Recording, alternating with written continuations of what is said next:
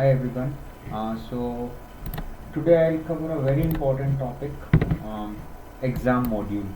Even before I go and enter into the software, I want to tell you what the exam is all about, what the exam module is. Okay. So here you see, I'm showing you something.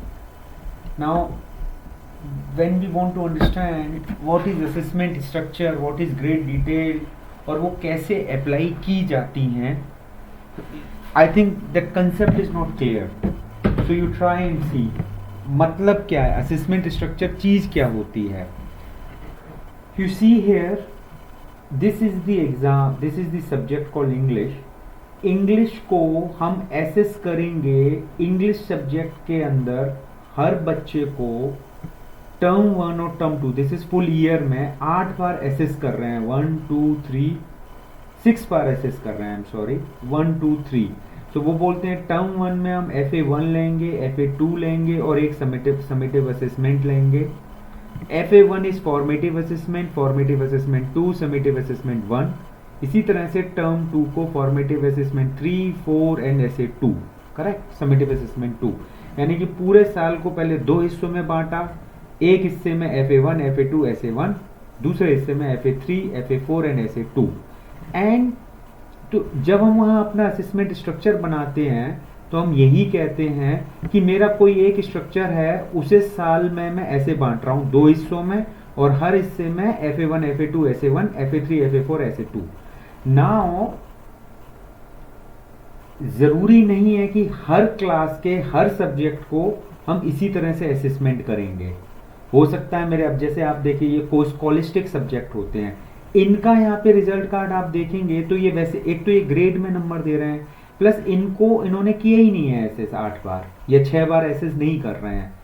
या ये कभी कभी class level पे भी different हो जाता है. मान लीजिए क्लास 5 से 8 तक को 6 बार कर रहे हैं, लेकिन क्लास 9 10th को वो 4 बार करेंगे एक टर्म में, या टोटल 8 बार करेंगे. करेक्ट. सेम क्लास में भी कभी कभी ये हो जाता है, और ये होता ही है कि अलग अलग सब्जेक्ट को अलग सब्जेक्ट को अलग अलग एसेस किया जाता है. नाउ एक चीज पे और ध्यान दीजिए आप. FA1 वो बोलते हैं 25 नंबर का मैक्सिमम मार्क्स, 25 का, ऐसे 50 का, और टर्म 1 टोटल 100 का. इसी तरह से टर्म 2 100 नंबर का हुआ. Correct. So now why I am showing you this thing. एक और एग्जांपल देता हूं मैं इसमें आपको. तो ये पुरानी CCE स्कीम हुआ करती थी, जहां पे FA1 फॉर्मेटिव असेसमेंट का मतलब है continuous assessment, and summative assessment is at the end of the course. ये CCE scheme of exam पहले चलती थी. Now what is going on these days is this scheme of exams, right? This is a very good knowledge I am giving you before. अभी software से बाहर पहले आप समझिए इस चीज को कि असेसमेंट चीज क्या होती है. करेक्ट. अभी क्या चलता है, आप देखेंगे अपने घर के बच्चों में भी ये सब होता है. पीरियोडिक टेस्ट होता है एक 10 नंबर का, नोटबुक का असेसमेंट है, सब्जेक्ट एनरिचमेंट है, और हाफ ईयरली 80 नंबर का है. इसी तरह से टर्म 2 लिया तो यहाँ पे अब आप देखेंगे कि हर सब्जेक्ट को साल में 8 बार एसेस किया जा रहा है, और ये पैरामीटर्स हैं. करेक्ट. ओके. नाउ यहाँ पे बहुत अच्छा एग्जाम्पल एक आ गया. ये स्कॉलिस्टिक है, एरियाज लिखा है English, Hindi, math, science and social science. लेकिन आप देखिए स्कॉलिस्टिक एरियाज में एक सब्जेक्ट है फाउंडेशन ऑफ IT. इसको इन्होंने टर्म 1 में इस तरह से बांटा हुआ है, practical and half yearly, and term 2 में भी प्रैक्टिकल एंड हाफ ईयरली. बराबर. दैट मीन्स मेरा ये कौन सी क्लास का बच्चा है देख लेते हैं एक बार. whatever class why I am not able to read the class. 9th A. This is class 9th A. So 9th A में अगर आप देखेंगे कि 1 2 3 4 5 सब्जेक्टों पे उन्होंने ये जो भी इसका नाम देंगे स्ट्रक्चर का, ये वो अप्लाई किया. लेकिन फाउंडेशन ऑफ IT पे उन्होंने दूसरा असेसमेंट स्ट्रक्चर बनाया जिसमें टर्म 1 में ये 2 रखे और टर्म 2 में भी यही 2 रखे और ये वाला अप्लाई कर दिया. So understood this thing. Now again को स्कॉलिस्टिक की बात करते हैं तो ये ऑल टुगेदर डिफरेंट है. I will come to this. We will create the data for this as well. Let us talk a little bit about the grades as well. Now what is grade. Grade जो ये course कॉलिस्टिक subject होते हैं, ये course कॉलिस्टिक subject है, actually इनको भी पहले नंबर देते हैं, बाद में ग्रेड देते हैं। इवन इन नंबरों को भी कोई कोई स्कूल बोलता है कि हमें एग्जाम के मार्क्स के संग इनका ग्रेड्स भी दे दो, we want to report the grade as well. तो ग्रेड के पॉइंट हैं जहाँ पे सिर्फ आप ये डिफाइन कर रहे हैं 91 to 100 A1 A2 B1 B2 C1 C2 and so forth. Now remember, this grade scale which is applicable for 9th class may not be applicable for class nursery or may not be applicable for class 1 and 2. So that's why हो सकता है वहाँ पे class nursery के अंदर हम कहें 80 से 100 तक ए ग्रेड है, तो वो एक अलग स्केल हो गया, and that is why we can define many scales. And similarly ये जो हमारा एरिया है, हमने कहा इसको असेसमेंट, जिसको कहते हैं असेसमेंट स्ट्रक्चर, ये यहाँ से यहाँ तक जो हमने एक असेसमेंट की स्कीम बनाई कि टर्म 1 टर्म 2 में क्या लेंगे, कितने असेसमेंट्स लेंगे, उनके कितने नंबर होंगे, this is called one structure and we can have many structures. अभी इसी में क्लास 9th में हमने दो असेसमेंट स्ट्रक्चर लगाए हुए हैं, एक असेसमेंट स्ट्रक्चर ये है और दूसरा असेसमेंट स्ट्रक्चर ये है। नाउ रिमेंबर, आपके पास जो सब्जेक्ट्स होते हैं mandatory and optional is in the co-scholastic and can also be in the scholastic and co-scholastic both.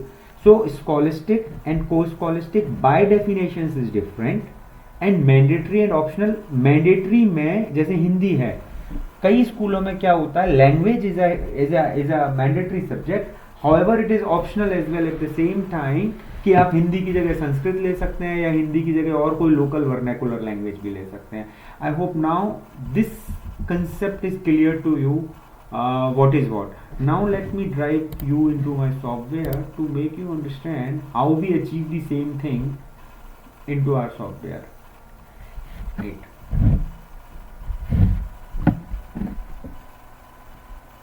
Okay, now I am directly coming to exam module. So what I say, assessment structure. Okay, अब मैं यहाँ पे एक assessment, ये यहाँ पे simple assessment structure बना रहा हूँ। मैंने कहा कि मेरे को ठीक है, क्लास प्ले ग्रुप से यूकेजी तक एक असेसमेंट स्ट्रक्चर का नाम दिया और उसकी डिटेल्स फिल कर रहा हूँ। व्हेन आई से डिटेल फिल कर रहा हूँ, यानी कि ये सारी चीज़ें मैं फिल करूँगा। ओके, कमिंग बैक, अब आप देखिए मज़े की बात क्या होती है हमारे यहाँ, आपने हाफ ईयरली और ईयरली दे दिया, विच इज़ नॉट राइट।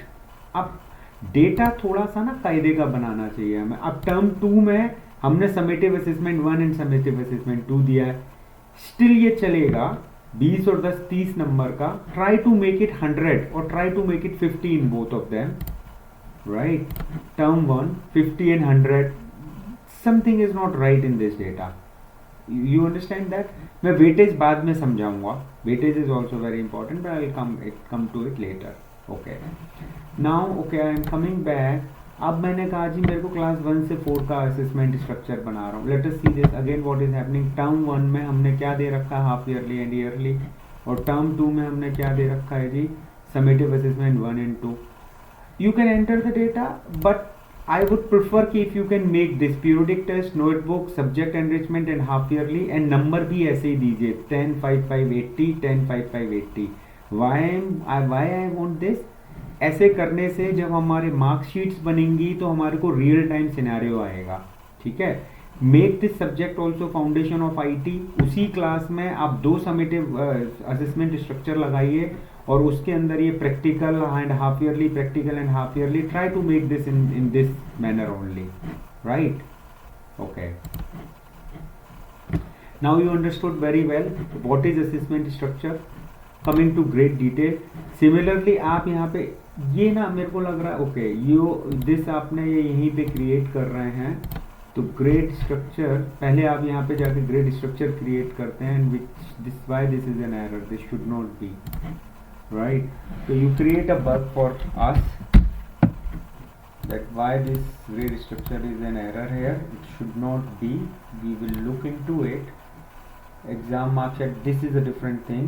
सो मान के चलते हैं अभी आपने यहाँ पे इतने सारे नर्सरी केजी का एक ग्रेड स्केल बनाया है, 1 to 4 का एक ग्रेड स्केल बनाया है, and then you have defined this grade, this is okay, but you understood what are the grades, A plus A B C D from marks। now this data is wrong, from to 2 is wrong, this can you see this, how can a A plus grade be 100 to 95 and A grade be 100 to 90? अगर किसी के 98 number आए हैं तो उसे ए plus grade देंगे कि ए देंगे? This data is wrong. So again follow this. What is grade? जब आप 0 से 100 तक के स्केल को इन ग्रेड्स में बांटते हैं एंड इसमें कोई भी ओवरलैपिंग नहीं होगा, you try and see. 0 to 32 तो दूसरी ग्रेड 33 से ही शुरू होगी, correct? So clean your data into this grade scale as well. अब आपको पता है ये अप्लाई कहाँ करने हैं. सब्जेक्ट पे जाके, कोर्स मास्टर पे जाके अप्लाई कर देते हैं.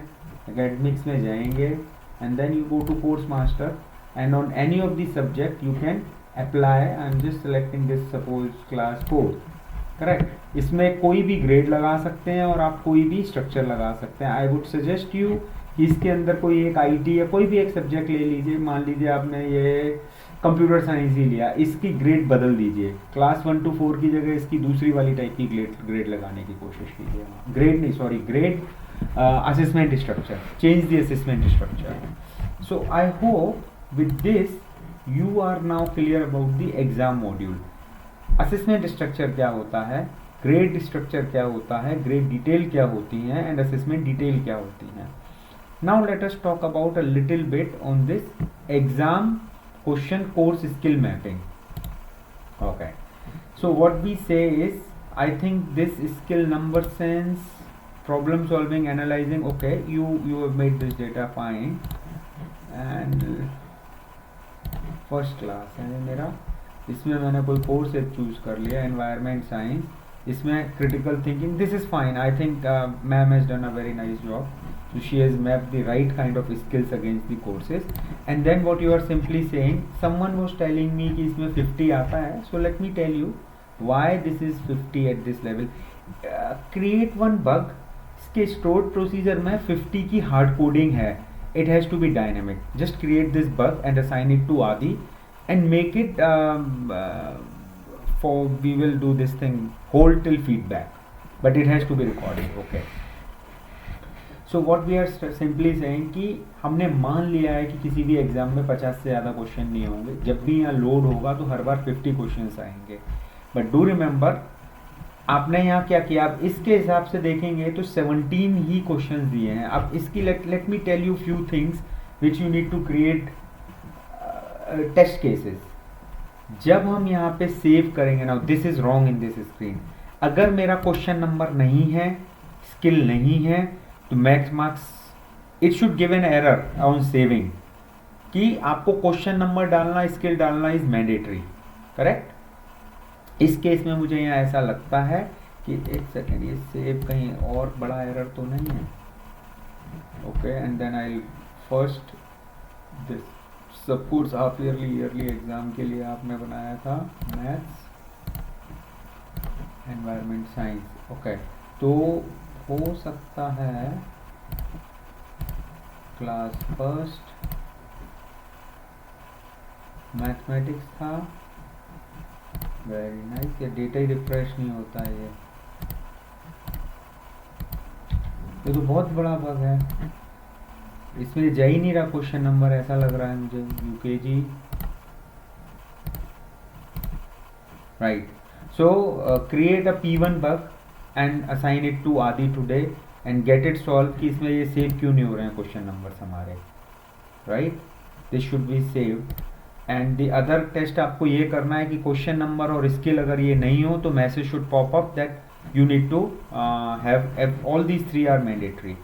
दूसरा आपको टेस्ट ये करना है कि मान लीजिए आपने यहाँ से उठा के एक को डिलीट कर दिया. Okay, delete. Now this question is not there and when I save it तो ये हुआ. एंड नेक्स्ट टाइम जब मैं इसको लोड करूँगा यूकेजी मैथमेटिक्स को, तो जो मैंने डिलीट किया था उसके ये तीनों ब्लैंक हो जाने चाहिए, राइट? 17 वाला ये ब्लैंक आना चाहिए. And I don't know whether delete is working और नॉट, बट ये मैं मान के चलता हूँ कि 17 वाला it is coming 20. So seems to me for now that this screen is not working. This needs to be ma'am, जो भी हो आज, whosoever is looking at this, please get this, create the bug and get this solved from Adi. Okay, now once you have created this, you are simply telling here कि इस class के, इस course के half yearly जो